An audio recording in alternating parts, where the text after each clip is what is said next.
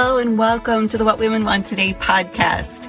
You might be asking yourself right about now, well, what do women want? I mean, we're pretty complex creatures, right?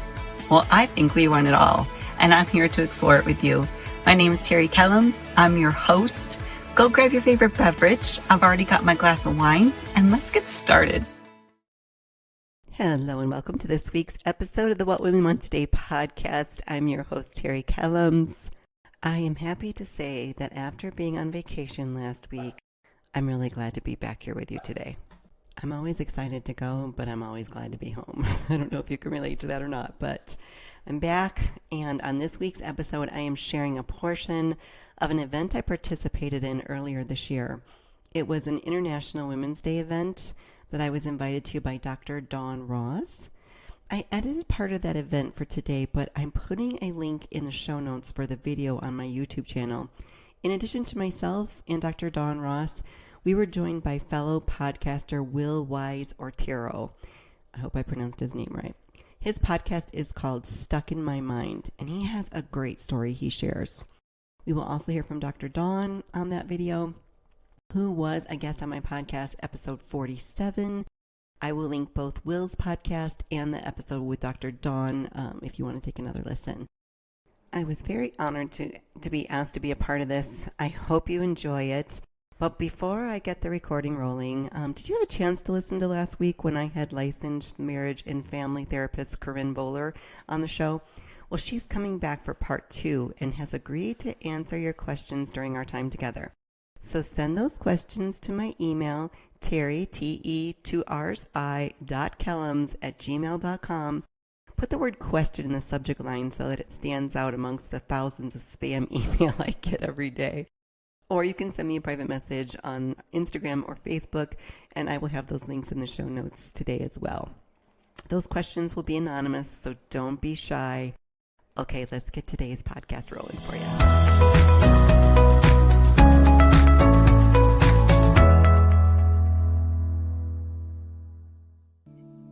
And let's begin now.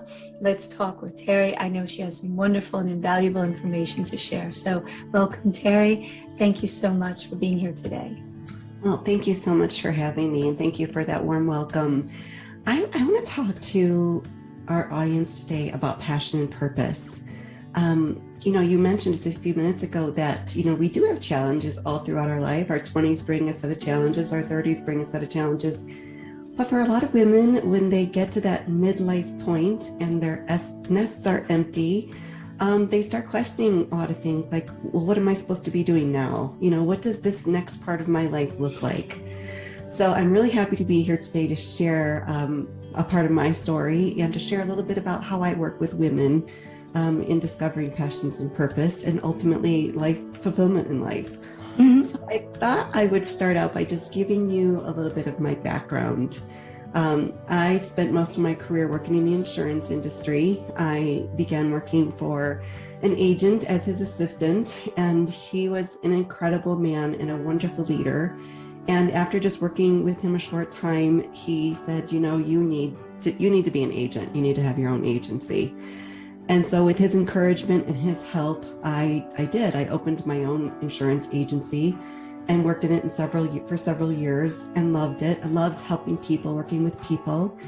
But then we had our wonderful real estate crash in about 2008, 2009. And I saw my agency and my business shifting. At that time, I had an opportunity to move into the corporate side and move out to Phoenix, Arizona from Illinois. And I spent a lot of wonderful time there, quickly advanced to the operations manager of the call center. And that offered me up the opportunity to, earn 2 certifications in call center management and a certification in coaching employee performance. But after doing that for several years, our culture was starting to shift a little bit. Excuse me, it's allergy season. And we were going through some restructure in our division, and it came to the point where I could either reapply for my job or I could accept a severance package and move on. And after a ton of discussion, my husband and I decided it was time for me to pursue something different. And at the time, we had no idea how big that change was about to become. I really didn't know, and I was in midlife at this point. I really didn't know what I wanted to do. I really wanted to utilize all of the things I'd learned over the years in the insurance industry, the leadership, the building culture, working as part of a team, and all the things that came along with that role. I just didn't want to start out in a new industry. And I felt very loyal to the company that I'd worked for so long. I didn't really want to go to another company either. So I spent a lot of months after leaving that company just kind of wondering, what am I going to do now? And I was talking to one of my girlfriends one day, and we were talking about all of this. We were talking about how do we take all of our skills and our knowledge and our strengths and apply it to a new role in life. And that led us to becoming certified through John Maxwell as a coach, a trainer, and a speaker. So we went through the program, and at the end of the time, we went off to Florida, spent a week there listening to speakers and going through conferences and just learning a lot of stuff and just being so filled up by being surrounded by people who were kind of in the same boat that we were. And by the time we left there, I had switched from wanting to go out and be a consultant to large corporations and even small businesses. And I said to myself at the end of that, I want to work with women. I want to impact the lives of women. I just didn't know exactly how to do it or what I wanted to help them with. And so all of this was sort of transpiring right about the time that two other major events in life were occurring. We were moving from Phoenix, Arizona, where we had family and all of our friends, and we were moving to a remote community, retirement community between Las Vegas, Nevada, and St. George, Utah. There's a little corner where Arizona kind of butts up in there, and there was literally nothing there. And the second thing that I was going through was I was in perimenopause, skeeting towards menopause, and I had some major battles going on inside of me. And there was one battle I wouldn't even recognize until much later, but I was homesick for Phoenix. I missed my corporate job. I missed feeling like I was impacting people's lives.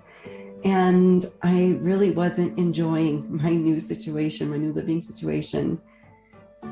Also at that same time, the changes going inside my body made me feel like I didn't know who I was anymore. And a lot of women don't know how to reconcile that. So they go inside themselves a little bit. And I hadn't quite figured out who I was outside my former corporate role. I was now an empty nest woman living in a new place, questioning how I got here, who I was, and who I wanted to be. So I did a very logical thing. I hopped in my car, loaded up with audiobooks and a music playlist. I really wasn't in the world of podcasting very much at that time, so I didn't have a lot of podcasts ready to go. But I was heading from my little corner in Arizona across country to be with the people who I thought I knew I was when I was around them. And that was my adult children, their husbands, and my little grandbaby.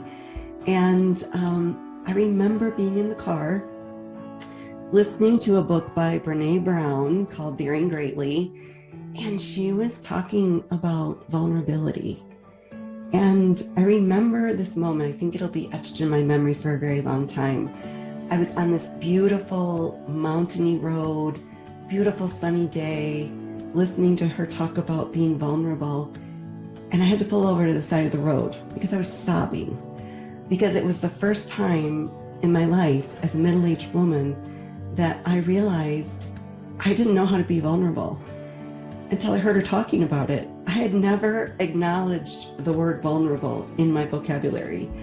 And suddenly, sitting at the side of the road in that beautiful mountainy view with the sun shining, listening to this woman talk, I saw a lot of things flashing before my eyes. And the close relationships I desired my entire life, that always just seemed to be out of my grasp, came from my ability that I had a lot of trauma as a child. And the skill that I took away from that was the ability to compartmentalize things. And when I felt hurt, I knew how to shut it down and just put it over here. And eventually, once there was too much over here, I would shove it down there. And so that ability to shut things down and to put walls up, it all came at a price, right? So here I was in midlife, realizing all that trauma, watching things in situations and failed relationships in my life flashing before my eyes. I knew something had to change. I knew something needed to be different. So this trip across country from Arizona to Kansas City, Missouri was full of reflection. And a part of that reflection was my mom and viewing her and the things that had happened through a whole new set of eyes. I knew she had suffered in midlife. I knew she suffered the majority of it in silence. I don't remember her talking about it. She had been a battered woman. Women of her age in that generation, probably coupled with my mom's very quiet, gentle nature, we just didn't talk about it. They just suffered in silence, and they definitely did not jump in their car and drive 18 hours to figure their shit out. But it did help me realize that the group of women I wanted to impact were midlife women. And I wanted them to know they didn't have to suffer in silence. I wanted them to know that there were resources out there that they didn't have available to us. We have available now. I wanted women to know that we're better off in community with each other and not as an island out there all by themselves. So I had my who and I had my why. Now I just needed my how. And that led me to my podcast, which I bring on incredible guests like Dr. Dawn and other women who are willing to share their story. They're willing to be vulnerable. They're willing to share their pivots, a lot of times pain, and how it helped them get to be where they are now. And I did that with the hopes that will inspire women to know that you're not alone. There are people out here who are, sometimes we feel when we hear a story about something someone else has gone through, all of a sudden it gives us permission to feel our feels, right? We're like, well, if she felt that way and she was able to turn that around, I think I can do it too. And so those are the kind of women I love to bring on my podcast. That oftentimes leads to women reaching out to me through our community on Facebook or through Instagram, and they reach out to me for coaching. And I have a coaching practice where I help women figure out their passions and purpose, which ultimately lead towards that fulfilling life that we all want. So let's talk about passions and purpose for a minute here. I am going to say something that's not very popular. My belief is not one shared by a lot of the gurus out there that talk about purpose. Their belief is follow your passions to your purpose. And I'm here to share my belief with you today that I have plenty of passions. I've had plenty before I took that long journey across the United States. None of them led me to my purpose. I am passionate about decorating. I love to decorate. I love to help my friends decorate. My stepson just closed on a home yesterday. We're going to head over there and I'm going to help him, make it feel like a home. I have a passion for making amazing pizza crust. I love to garden. I love to worm compost. I believe that, saving the bees is going to ultimately save human life. I have those beliefs are very strong, and I spend a lot of time and effort and lots of joy pursuing those things, but none of them led me to my purpose. So why did I tell you that long story about the journey to my purpose? Well, I hope you picked up on the fact that I was well into my 40s, well into midlife. I didn't even know myself. And so I believe that on the journey to your purpose, I think you have to have a strong self of who you are in order to follow your purpose. Here's what I work with women in the 12-week program that I offer. So number one is that deep, intimate knowledge of who you are. Who are you outside of your career? Your role as a mom, a grandma, a sister, a friend, a wife, a lover. What makes you feel alive? what stands in your way? What limiting beliefs do you have that have you stuck where you are? Number two, I help them define their values because, oh gosh, I had this statistic in my head there for a while and now I don't remember it, but there is a very small percentage of the population that really understand what their core values are. But they're important because we operate out of our core values, whether we're aware of what they are or not. And our behavior and our decision-making, they come out of those core values. So number three, I help them understand how they can use their strengths or identify their strengths in the first place. A lot of women do not know what their strengths are. In fact, I've had a few clients that I've had to say, ask your people closest to you what they see as your strengths, because they just don't know. They've spent so much of their life putting their needs aside, putting even sometimes their passions aside to raise their family, to pour things into their job or their career, and they don't know what their strengths truly are. So I help them uncover them. And ultimately, it's what are you so good at that you think the whole world must be good at it too, because it just comes so effortlessly to you. Number four, who do you want to serve? Because that's a big one. Is it the elderly? Is it battered women? Is it children? Do you want to help people who are illiterate? Do you want to help them learn to read? Maybe it's women who have been moms their whole life and focused on their families, and now they want to enter the job force. Do you have some strength that you can work with this group of women to help them re-enter the workforce at this stage in life? I heard a dear friend recently say that sometimes you find your purpose through pain. And she might be onto something, because if you've suffered some injustice in life or you've suffered something that's caused you trauma, you may feel very moved to help that particular group of people with that suffering. But here's what I want to leave you with today. Your passions are all about your desires, but your purpose is how you show up to serve others. And I heard Tony Robbins recently being interviewed on a podcast, and he said, you will never feel fulfilled unless you are giving of yourself to others. And a former pastor of mine once said that if he reflected back on the times in his life that he felt the most depressed, it was when he had turned inward and said, what about me?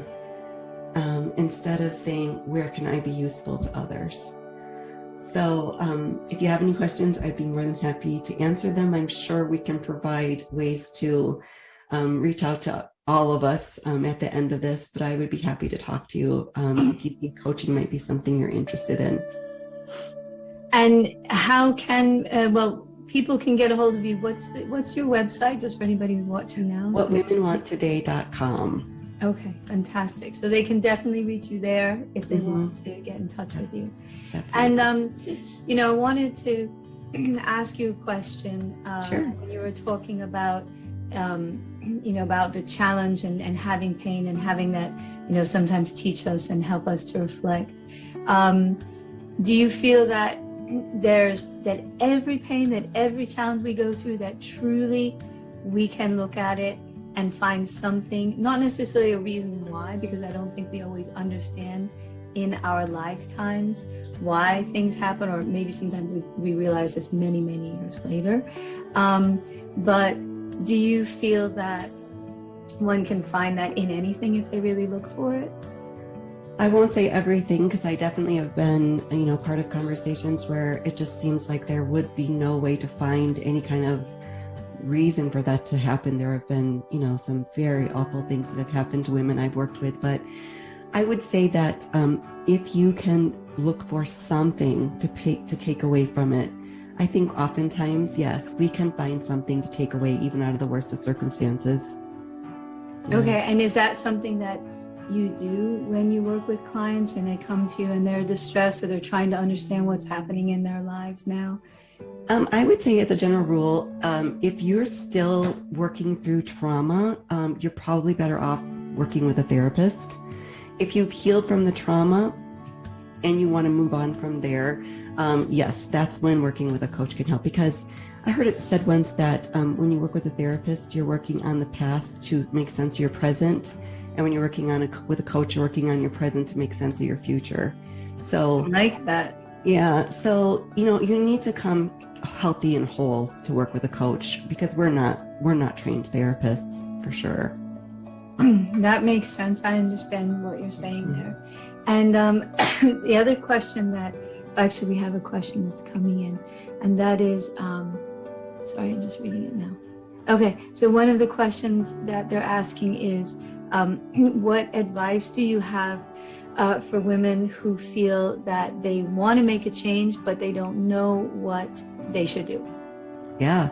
I mean, that's the big question, right? I think number one, and this was something that I learned going through the John Maxwell certification program, you can't really grow unless you know yourself.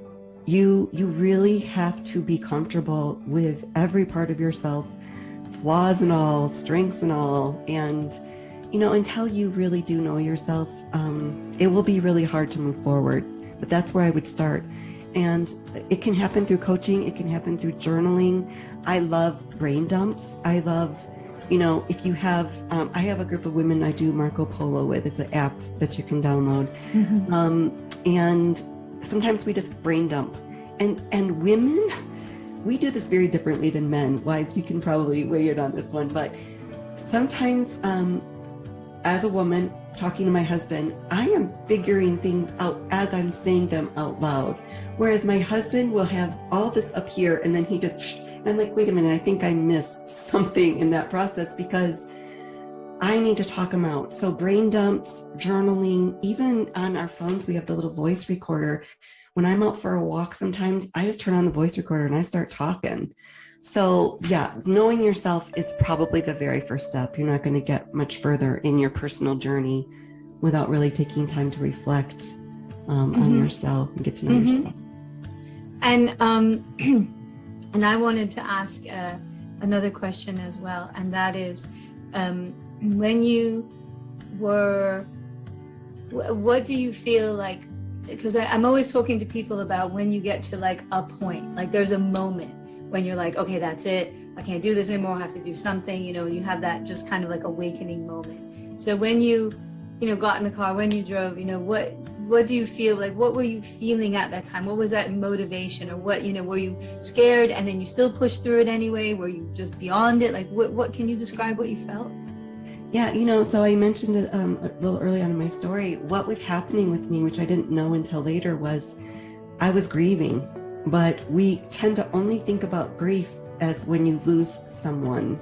You lose a spouse, a parent, child, I was grieving my loss of that corporate job I had, because there was so much happening to me during those years I was with that company. I grew so much as a person. My level of confidence grew. I mean, I came from an abusive home.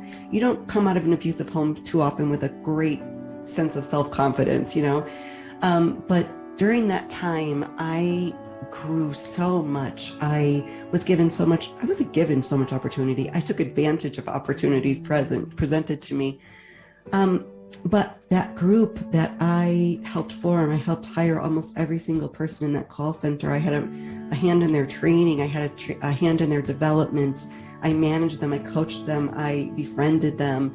I was grieving the loss of that feeling that I was giving of myself to these people. I went in every day to work so happy to be there, so glad to be a part of that group of people. And I didn't know that what I was feeling was grief. And so when we moved to that little remote place, and I had literally nobody, that's when I really started going inward to myself and saying, what's going on with me? I am so unhappy with every aspect of my life right now. The self-talk, the things I was saying to myself were not good. And so in some ways, when I hopped in that car, I was trying to escape myself a little bit. I wasn't really ready to face a lot of those things, but that journey was a really great journey. And I don't know that it would be the way that everybody would go about it, but it was definitely a way to quiet other things going on in my life and just be able to focus on what was going on with me.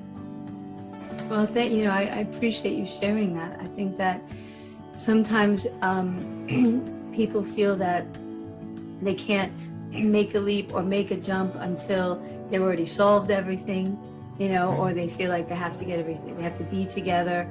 And I think that most of the time, honestly, we have a lot of change and growth that comes from those challenges and from, those problems, and not necessarily saying I have to be unafraid or I have to realize at this moment, everything what I'm going through and what that means. But I think rather it's a lot about people having those challenges and then just pushing through it and then getting to a point where they're like, I have no choice. I have to do something, you know? And it's, I think it's like looking at the situation happening right now in Ukraine, that there's so many people who, didn't wake up, 9 days ago and think, I'm going to go create Molotov cocktails and throw them at tanks. It was the furthest thing from their mind, but they got into a situation and there wasn't time to decide if I'm going to be sad or worried or fearful about it. I'm just going to have to push through it in whatever way that looks. And, I know it's not easy because we all have our stories and challenges, and we cannot compare because everybody is given the different challenges that they're able to face in their life, adversity, as it were, which Wyze is going to talk about in a minute. And through all of that, I think that what we're really looking towards, what we're really trying to understand, is that we are none of us perfect, that we all have challenges, that we can't judge others nor judge ourselves in any of this, because we're just really meant to be doing the best we can. And that's part of that purpose of being here meaning being alive, is truly to become that best version of ourselves. And, I think that what we do is we work on it, and then hopefully we have others who are helping to raise us up as well. So, you're doing your part, Terry, by helping women and talking with them and giving them advice and letting them reflect and giving them the tools that they may need. And that's how we all help each other, right? To all get the tools that we need and to be able to rise up and to be able to not only become the best version of ourselves, but help others to do as well. Make sense? Yes. Absolutely. So I'm really, really grateful for you being here today and for sharing your story. I know it's also not so easy all the time to share these topics. So thank you for that. And as I accumulate any other questions, and perhaps at the end, if we have more time, I'll be able to ask that of you as well.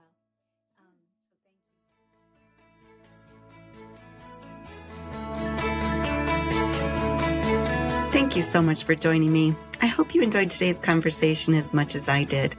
If you'd like to continue the conversation, come on over and join our private Facebook group, What Women Want Today. I'd love to hang out with you some more there. Any resources mentioned in today's episode will be in the show notes. You can find me on Facebook and Instagram at What Women Want Today Podcast, or visit my website at whatwomenwanttoday.com. Please remember to subscribe, download, and share. Leave me a review. It helps other amazing women find the show and become a member of our community. One last thing for you today. You are not alone. You are worthy of love and a fulfilled life. Now it's time to go after it.